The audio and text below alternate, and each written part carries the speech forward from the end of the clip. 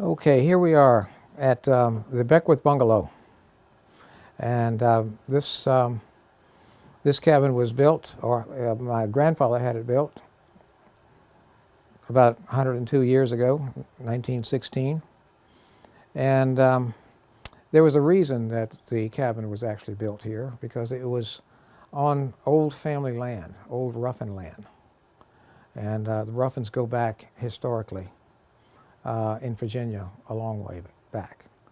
The earliest immigrant being William Ruffin, and he got over here sometime as a young man in the 1600s. So my grandfather, who was a Ruffin, Julian Ruffin Beckwith, was a physician, and he delivered a lot of the Ruffin children who lived next door, and was given this plot of land by one of the Ruffins. Actually, she was a Cock, C-O-C-K-E, but she married into the Ruffin family, and as a gift, so that he could have a retreat, and it was his favorite place. In fact, it was such a favorite place that when he knew he was going to die, several days before, he came down here to die because he felt the most comfortable here. So I have a very strong bond with him through this cabin. And there have been a few of us every generation that really loved the cabin and took care of it, and I just happened to be the one in my generation. And I'm happy to be that. It must make you feel, I would imagine, pretty proud to not only have this ancestral piece of land in this cabin, but to, to be given the task or the responsibility of upholding this place and keeping it up. Yes, it is. It's a spiritual place for me. Not only because of the memories that I have as a child, but also the stories that I've heard from previous generations. And this is even the more, 100 years is fairly modern times compared to what has gone on this land and in this area for so many years. We're still kind of newcomers for this. This land actually was underwater millions of years ago. I'm not sure exactly which age it was, but I know it was millions of years ago. It was when the water levels were much higher and the sea was here. And there's a lot of evidence of that still to this day. There's a museum that I have here in one of the bedrooms that shows some of that evidence. There's shark's teeth, whale bones, lots of fossil shells and the like that are clear evidence of those pre-human eras. Also, there is much from there, the American Indians were here, literally, in this immediate area, and there's lots of evidence of that as well. Also, we have a lot of stone tools that are visible here, and we find them every time we plow a field, and or whenever I go to the shore, and I can find remnants of pottery and things like that, stone tools that they used for cleaning fish and the like. There are even large rocks down there that I'm pretty sure were used to work on, to clean the fish with. There are quite a few of them around, and they're all spaced maybe a quarter of a mile or a half a mile apart, all in the same tidal part, about halfway, half tide. So lots of evidence of them. And again, I feel a real tie with that group as well. They were here for a long time. And the unfortunate thing is that we know so little about them, especially individually, because they had no written language. And but we know they were here, and because they were here when the English finally showed up. in the early 1600s. And so it is nice to know that at least the things that they left are still close by. And I usually don't allow people to take them away. It is the last indication of an entire civilization that lasted for at least 10,000 years. And so I want to keep them here. Pretty special to have that tie to not just your family's past, Mm-hmm. but the past of this state, when actually this country was really just part of this landmass at that point. But you have a connection to it Mm-hmm. through this sort of living museum you have here. It is. It is. So there are lots of ways and lots of different eras that kind of culminate right here at this cabin. You know, my family got here at various stages for various reasons in the early 1600s, and Ruffin was one of them, and that became quite a prominent name. The immigrant that came over was William. His father was also William, and apparently he was executed in Scotland. They were from Perthshire because of the politics of the day with Mary Queen of Scots, and apparently her son had him executed. I think he was accused of treason or a plot to kill the Queen or something. But his son William was actually incarcerated at age 3 and brought down to London by King James, Mary Queen of Scots' son, and kept incarcerated until he escaped when he was about 18 years old. He went over to Paris, and then from France he got over here, and actually the name was Ruthven in those days, Ruthven.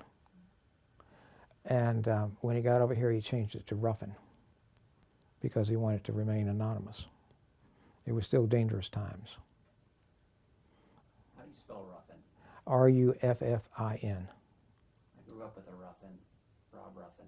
Mm-hmm. Spelled that way. Well, it could very well be one of my cousins. I was wondering. Mm-hmm.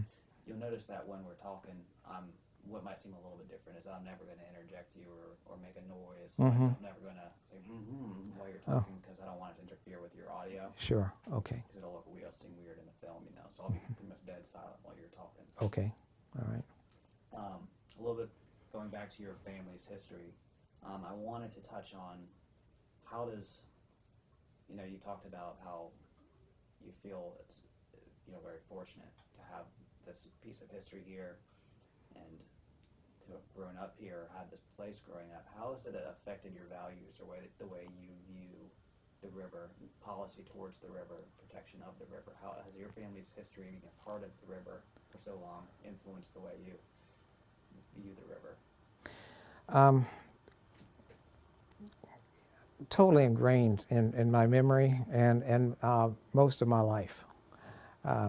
I was brought down here. My earliest recollections of being here was when I was about 3 years old. Probably here a little earlier than that. There's photographs of me and my sister when we were very, very young. This was my mother's family. So, and at the time they lived at City Point in Hopewell. And so this was their place to recreate. And of course, they brought us down. And I was introduced to the river immediately. My father had a canoe. He was an avid canoeist and taught me how to paddle and how to sail it. So they were always exciting times when we were going to come to the bungalow. And so it goes back that far, and it just continued on until now at different stages of my life. So because of your experiences on the river, obviously the James River has been important to you, your connection to it. The health of the river is important to you, and the future of the river is important to you. It's probably safe to say. It is. Since you touched on it, your dad taught you how to paddle and to sail and canoe.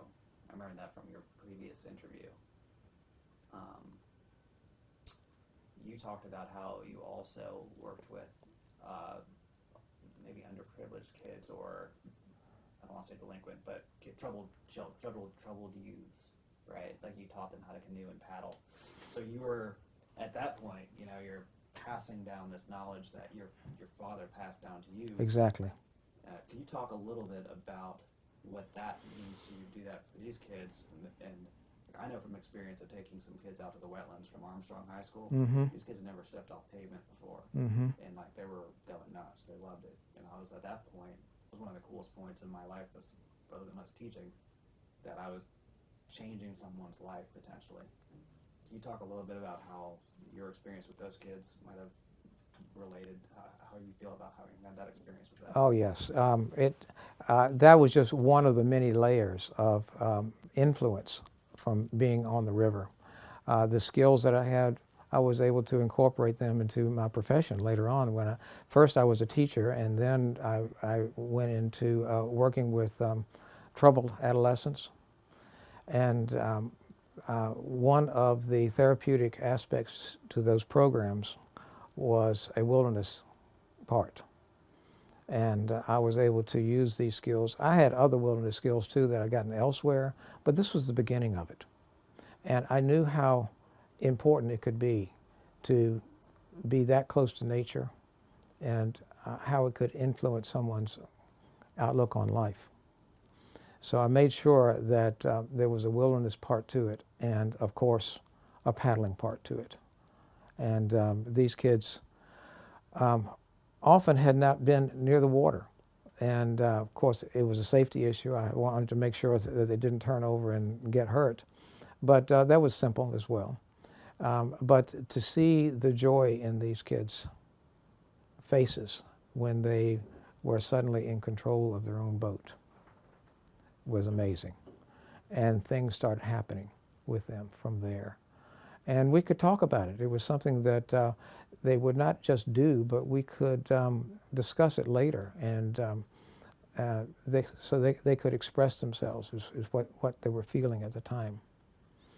And occasionally, later, years later, I have talked with some of them, and they could tell me that these experiences were very important to them, to give them a different perspective on life. So that always felt good, and the roots are right here for that. Kind of how you learned to respect the river and love the river. Yes. How, since we just kind of rolled into education,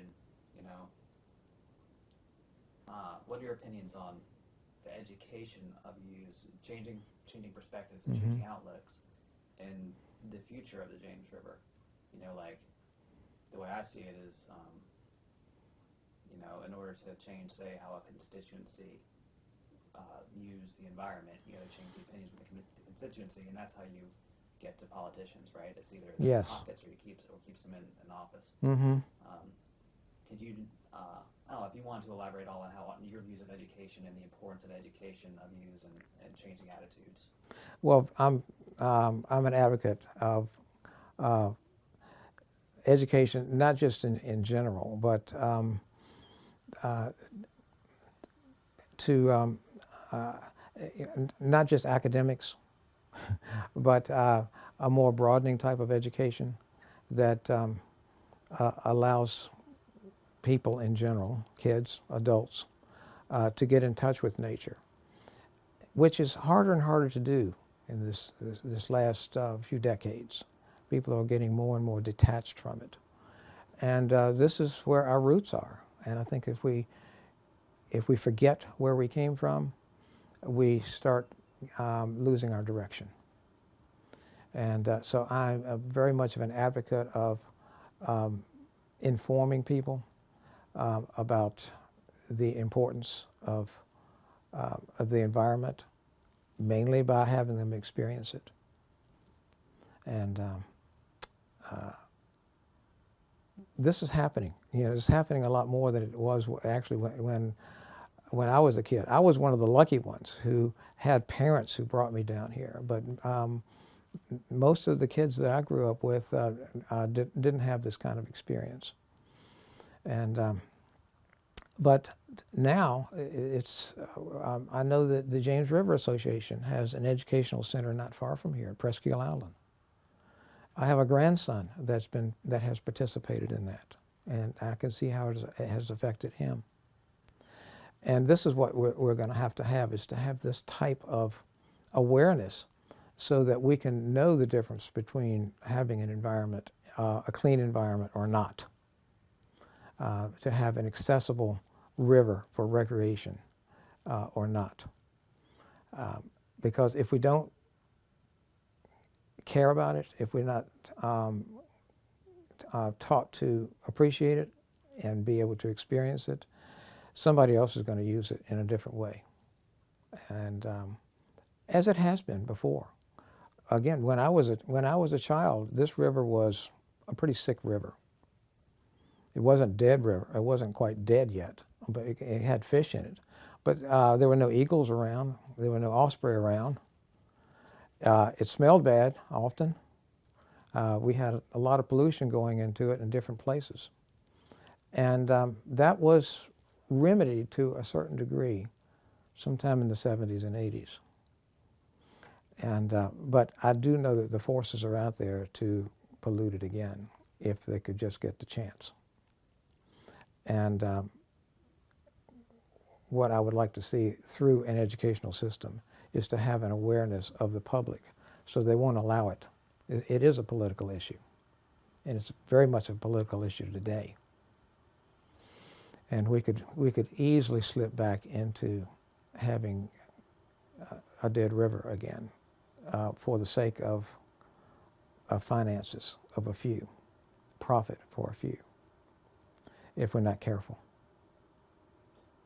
So you've actually touched on a couple of things here that I wanted to talk about, so I'm going to run kind of through them. And the first thing that you hit directly on was access to the river right now. Something that you had growing up, you were very fortunate to have access. And I think that access right now is kind of one of the big issues for, if we're talking about people experiencing education by experience. Mm-hmm.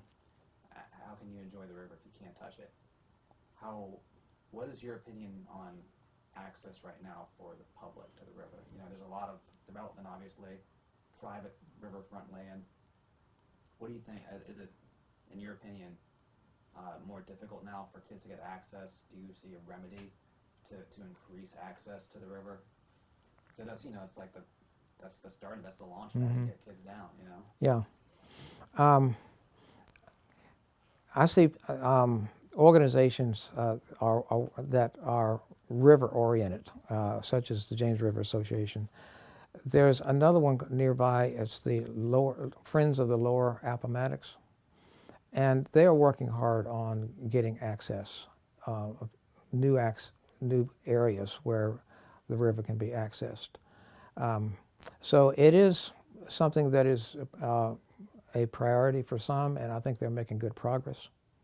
But it can be a problem because the river runs through a lot of private property, and most people do not allow their property to be used as an access place for the river. So it's very important to have these new places opening up so that people can get to them, get their boats to them, put in and take out, and without it, they would never be able to get to the river, not legally. Of course, we'd all jump to railroad track here and again to get Yes, to the river, right? that's right. That's right. But that is a very important aspect, and again, that takes money, and we're talking about taxes, so we're talking about priorities, and we're talking about politics again, as to what is important. And that really comes back to the public as to what we really want and what we demand of the people who are making the decisions about how the tax money is spent. We're kind of polarized on that these days. Well, I mean, it's important, obviously, to, you know, development's important. Protecting property rights is important. Like, all that's important stuff. As far as development, you know, riverfront development's obviously huge economically, and you're never gonna. I mean, there's no sense in trying to fight development because you only lose privileges when you do that. But do you feel that increased development is going to eventually put a greater hindrance on riverfront access? Do you see that happening? I think it. I think it will. I mean, because there's not but so much shoreline, and when more and more of the shoreline becomes private property, that is less and less for the public to access it. But it doesn't have to be that. It doesn't have to be that. We can still have private property and save an adequate number of places to be developed for public access. The land may belong to someone, but the river belongs to all of us.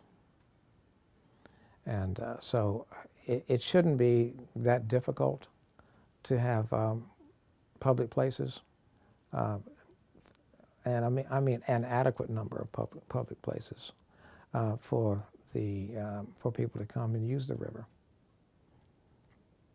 Yeah, I mean, and again, like I'm 100% on board with people maintaining property rights.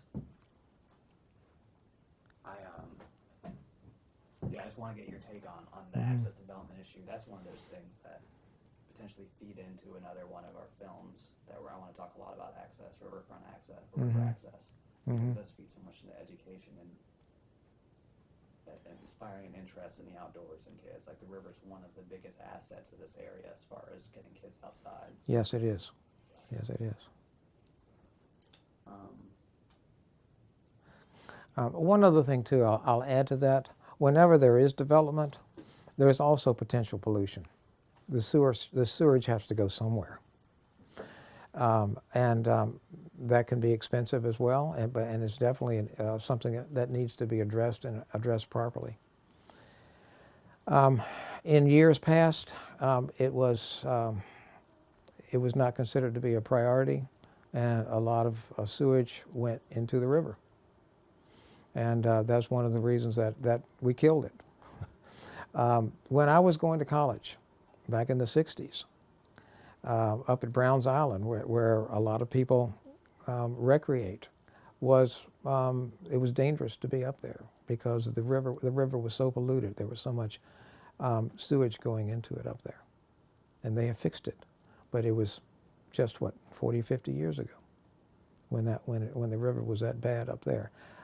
This is in reference to development. And this is what can happen when there is, whether it be industrial or whether it be residential or commercial.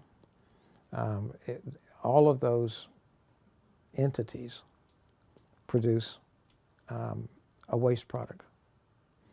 And what has traditionally been done is to put it into the river. That was just what they did. No questions asked. And we don't do it so much anymore, but it still can happen, and it still does happen to a point. Sure, you have the overflow situations. Oh, It's a big problem with many of our wastewater treatment. So you've seen that overall there's been an improvement, though, as far as sewage in the river. How else have you watched, since you've been you've obviously been a big part of the river, it's been part of you your whole life. How have you seen it change overall from the standpoint of the health of the river? It's improved. In fact, it improved slowly, so slowly that sometimes it was hard to even know it until years later. But a friend of mine who grew up here with me, Steve Daugherty, who now lives in California, came for a visit about 30 years after he had been here as a boy, and he could see a great difference. He could see a difference in the vegetation, a lot. He could see eagles. The water looked a lot cleaner, and so over a period of time when he was gone, he had remembered it as being a polluted river, and he came back, and it was unbelievable to him how much cleaner and healthier the river looked. Now, it wasn't pristine, but things were happening and going in the right direction. Environmental Protection Agency was, again, that was part of that. We have an active Sierra Club in the area too. The Chesapeake Bay Foundation. All of these organizations are political to some degree, and they also incorporate public opinion and enhance the education. The Rice Rivers Center is the new kid on the block, and I can't be happier to see them. You know, I never thought that there would be an educational center right across the river from me, and they work very well with all the environmentalists, and they are now a key player, not just here but globally. So things have really improved over this last 50 years, and at an increasing way as time went on. The last 20 years, there's been great differences in awareness and organizations that are designed to keep the river as clean as possible and protect it. I never thought I'd see it.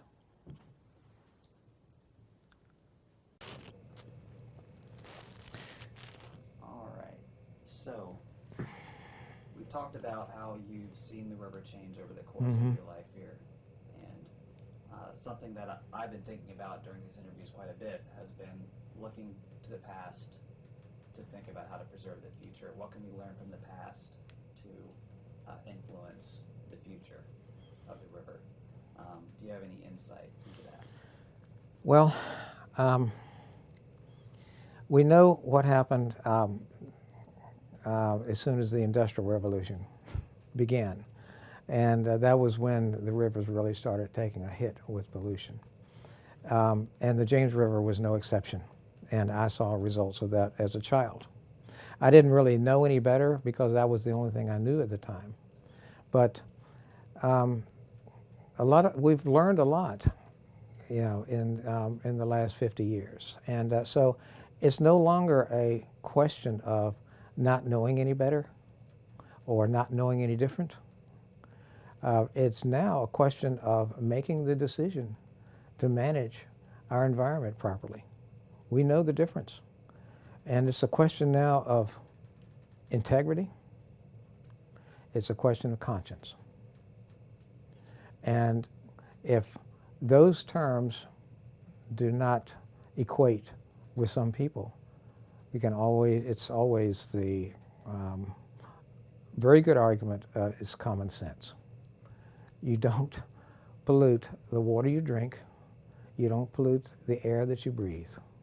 It's a matter of survival. Whether you have integrity or a conscience or not, it is still a matter of survival. And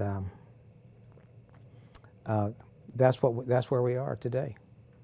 We have that choice. We know the difference. And it's still a polarized situation as to how we're going to use our natural resources. So if your philosophy is, my philosophy is that we have to have our environment to live. We evolved in a particular environment, and it just doesn't make sense to pollute it.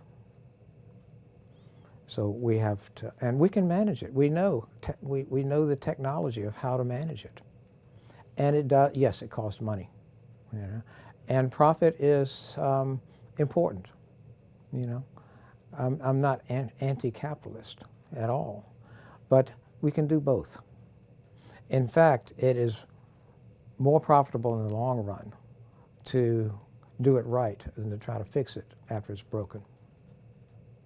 So it makes good economic sense to do that. So these, the days of people saying the smell of pollution is the smell of money, hopefully are behind us, because it didn't make sense then.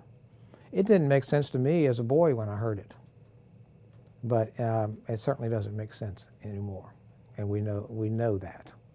It's just a matter of making the decision to do it right. You know, a lot of people, I think, that didn't have your experience weren't as connected to the river growing up. You know, you talk about the river being important. It's important to preserve the future of the river because survival. We've evolved. We need this resource. We've evolved to use this resource. But some people that, like, you know, don't have the experience of knowing, they might not know that the river is important to them, that this is where your water comes from, and this is so important for the health of you. Like, they have no idea. They're not educated to the fact that the river is, in fact, a resource. It's not just something that flows through here that you can throw your trash in. Mm-hmm. You know? Mm-hmm. I think that kind of harkens back a little bit to how the river, how this part of your life, this part of your history has influenced the way you view things, the way you view nature. You Mm-hmm. view nature from a naturalist perspective because you understand your relationship to nature, right? Mm-hmm. Yes, indeed.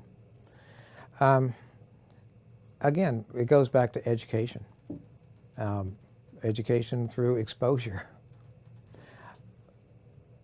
Again, that word priority. You know, we need to prioritize this. People don't know things until they are informed, especially if they're not living on the river. What I have seen is that the up-and-coming generation has a lot of sensitivity to the environment, more so than mine, actually. I was an exception to the rule. But the young people that I talk to today seem to get it better than their parents and grandparents. And that is very heartening to me. So we have a good population to educate because they're willing and they like getting on the river. And I think that they have probably more access than not so much than I did, but than a lot of the young people did when I was coming along. Because there are places that have opened up since, and so I can see it. I can see it, and I have great hope that that generation will take a route that's different from the previous generations, and start taking care of the environment better, prioritizing it better. And with the help of the educational system and the programs that are available to them today, that put them on the river and educate them about the environment and how important it is and how to take care of it, that's going to be the key for the future. And it makes sense. It's not a difficult concept. It's just a matter of realizing what has to be done.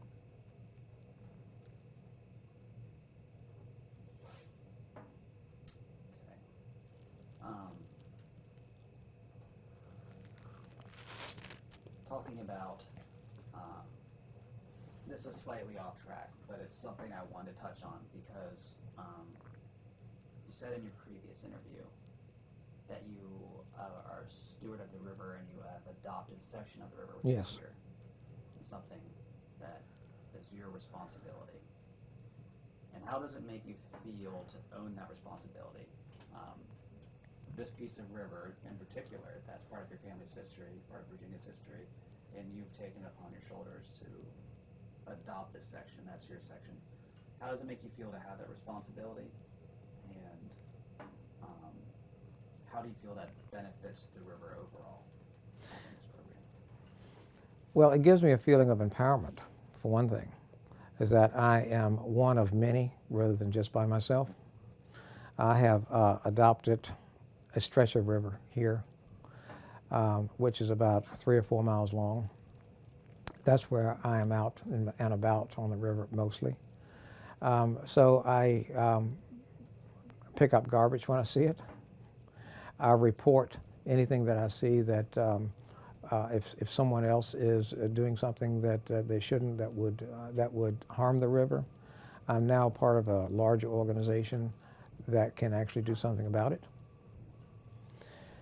And that organization also is an educating one, you know. So it, again, I feel so much more empowered than I did as a younger man, even, because there are lots of us now, a lot of like-minded people who have the same goal.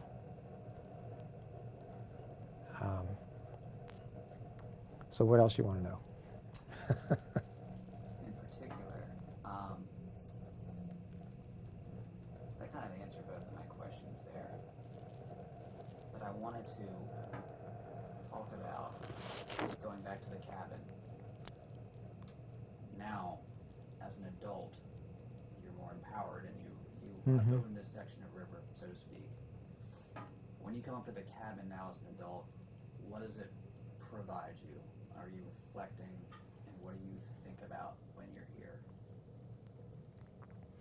Well, it provides me what it always has, and it is a sanctuary from the hustle and bustle of the city life. And as the years have passed, really that has done nothing but enhance it. Today it's more cherished than ever. My greatest fear is something's going to happen to it before I die, or something's going to happen to it in general, because it's subject to harm through storms and through fire, through vandals, or whatever. And it would be something that I just would hate to lose, because it is so important to me. And as I said, it's gotten more important over the years. It's my greatest sanctuary today. And you can see why. You look around. Peace and quiet.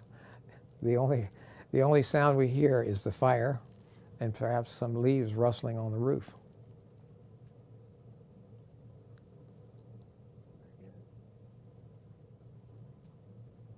There's two main points I wanted to hit on, and then I'm going to kind of open it up to if there's something that you want to talk about in particular, and get into those things. The first is fisheries question. If you have any opinion on the state of the fisheries of the James River in the past, how they changed, the state of it now. You talk about blue cats, like whatever it is that you, what your focus has been, if you had a focus on the fisheries here, what you'd have to say about those.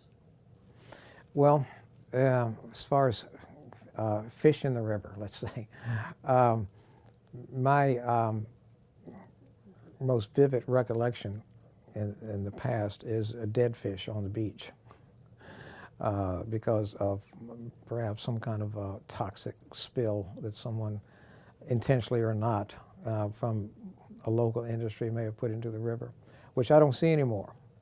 So I see that as a great improvement to the fishery situation here in the river. Now that doesn't mean it's perfect at all. You know,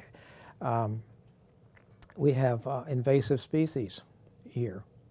The blue cat, of course, is the one that everybody talks about, that seems to be eating up everything, all the food for the others. But there are still some fish here that were not here that I knew of when I was a teenager.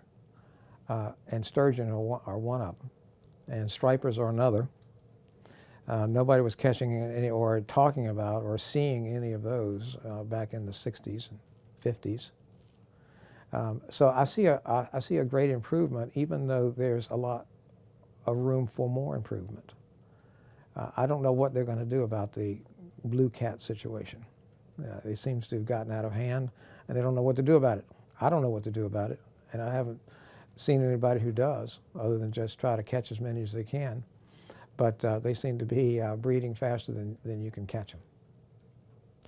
I understand the eagles like the blue cats, It's been a great food source for them. They sit in the trees up here and watch for anything that moves down there. And blue cats are one of their favorite meals. So I don't hear them complaining. Big fat blue cat's probably an easy. That's right. It's one of the most exciting things is to be out in the canoe and watch an eagle swoop down and pick up a catfish or any kind of fish. Carp, I've seen them pick up carp before. And it takes a lot of skill and talent for an eagle to pull that off. And you can see it. They don't always do it the first time. I've seen them come back and maybe get them on the 5th time.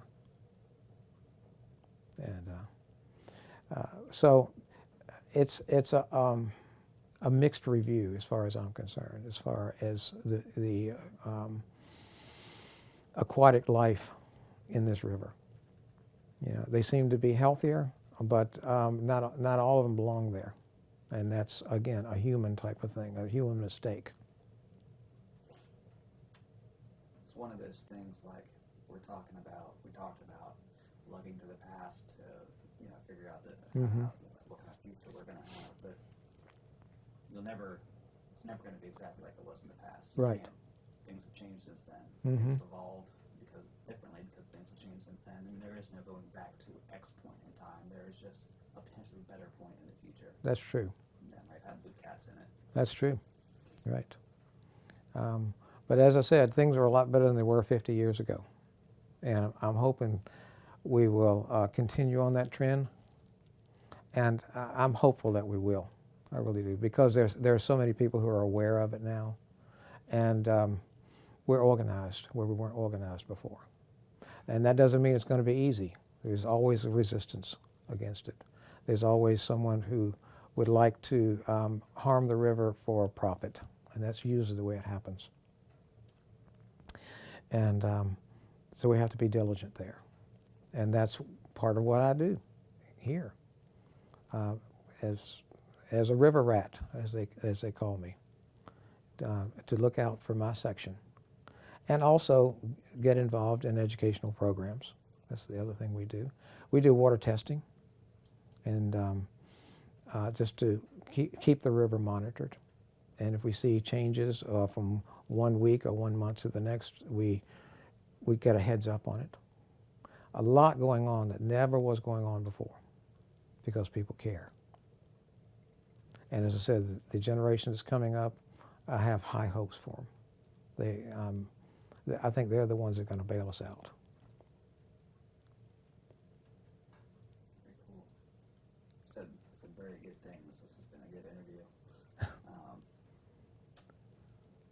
I think it's going to make for a strong film. I wanted to kind of like backtrack because there's a question we touched on, but we didn't really get into it, and I just wanted you to reflect a little bit about when you were like 3 to 4 years old and you were coming here for the first time, and your experiences here and on the river. Anything like pops to mind that important memories that you might have? There was just a feel that is hard to describe. The combination of being around old growth trees, being around people who had grown up here. My parents had grown up here, so there were lots of stories about it. And then the discoveries that I made on my own, just walking through the woods. Once I was big enough to be allowed to go off on my own. I remember the first times I was allowed to go out in the canoe by myself and just explore as if I was the first one to do it. That's where the seeds were sprouted, you know, in my soul for the passion that I have for this river. And it's not just an emotional thing. I know that we need this river, and we need rivers like it, and we need a healthy environment to thrive.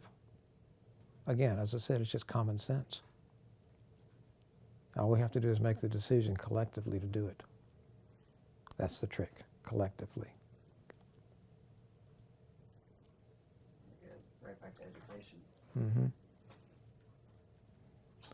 Education is an excellent investment, by the way.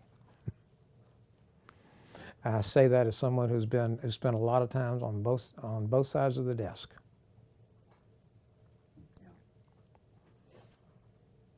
Yeah, I think that that's kind of one of the, if that's the one thing that I've gotten from listening to you speak, is that seems you come back to education a lot as Mm-hmm. the primary thing. Like Mm-hmm. that's the well, the key, for a lack Yeah. of a better word. Yeah, it's the source of awareness. And you have to be aware of what's going on before you can make a good decision. So that's where the improvement, I think. You know, as I said, in the old days they didn't know any better because that's all they'd ever seen, that's all they'd ever done. But we do now. We certainly do now. My mother always said to invest in education. She always said that if there's one thing that she would pass on to me, it's education and good influence more than anything else. Mm-hmm. Anything monetary she'd give me, that's the most important thing. Yeah, those are the building blocks for what you have within yourself to start to develop and to stand upon. That's a good way to put it. Mm-hmm. We've hit on all the concepts I wanted to talk about today, and we did it well, so that's Mm-hmm. good. I did want to give you the opportunity, if you want to talk about your family's Civil War history and the Civil War history on this stretch of the river. Okay. You talked to me a little bit when we first met. You told me a story about them, I believe it was bugling across the river, like the Confederate troops. Yes, that's the story. And I think part of it is true. I'm not sure about the other part of that story. But during the Civil War, and a lot of it was fought in this immediate area next door. Berkeley was across the river, and that's where the Union troops were stationed for a long time. They had part of the Navy there and a lot of troops there. And supposedly there was a hill on that plantation overlooking the river where the bugler of that regiment composed taps. And that could very well be true. That's probably true. You know, if you go over to Berkeley, they will tell you that it was picked up by a bugler on this side of the river, by a Confederate bugler, and repeated back. I'm not real sure if that happened or not, but that's the story goes, and it could very well be true. We know that there were other exchanges, for sure, that were not so pretty. They were in the form of cannon going back and forth. There were, I know that my great-great-great-grandfather, Edmund Ruffin, who owned this Coggins Point, was present when there was an operation to bombard Harrison Landing. And so that was one of the little skirmishes that happened right in this immediate area. I think to his dismay, it didn't do any harm to him. He was very anxious to know if any boats had been sunk or any other damage had happened. But apparently, a lot of these shells missed their mark. But that's the kind of thing that was going on right here. Other than bugling, there was a lot of firing of cannon and musket too. And you found have you found shells or anything like that around here? Yes, I haven't found. I found a few, and there are some around.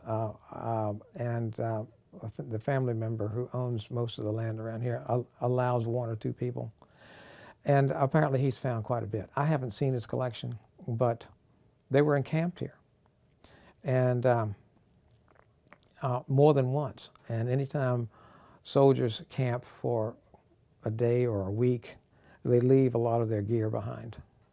And it's the same way across the river as well. There's quite a bit of it over there too. So we know they were there. We know the Indians were here.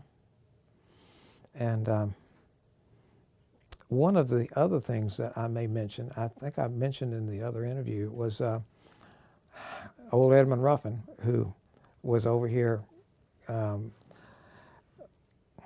participating in that particular operation. One of his claims to fame, and probably one of the better ones, was that he was considered to be the father of scientific agriculture. And he did a lot of his experiments here. And I mentioned that the sea used to be here, and there were lots of deposits of sea creatures, lots of shells. And he used those to change the acidity of the soil. When he inherited the plantation, the soil was pretty well spent. Basically, it was acidic. And they didn't know exactly what to do with it or do about it.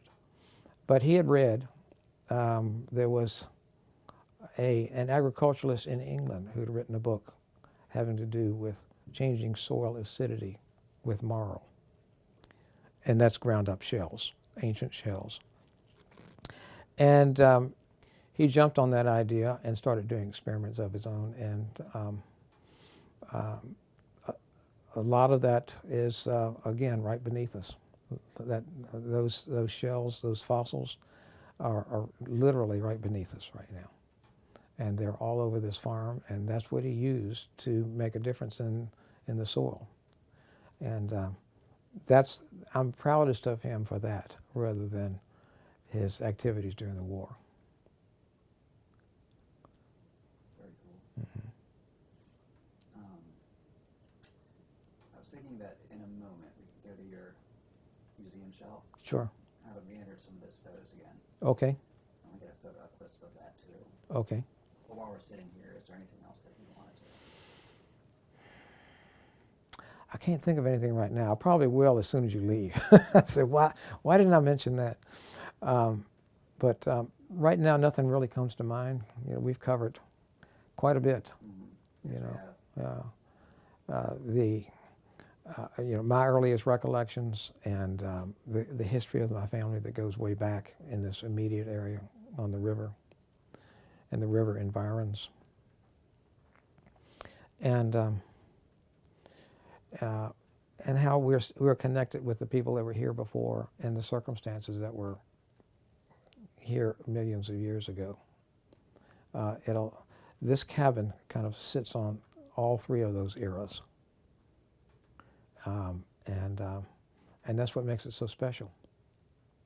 It goes back millions of years. Again, the agricultural experiments were used from deposits from those millions of years, pre-human years. And again, we're sitting right where the Indians lived, the American Indian lived, and then my family. And this cabin kind of represents it all. Sitting in its old growth trees, and in its primitive state.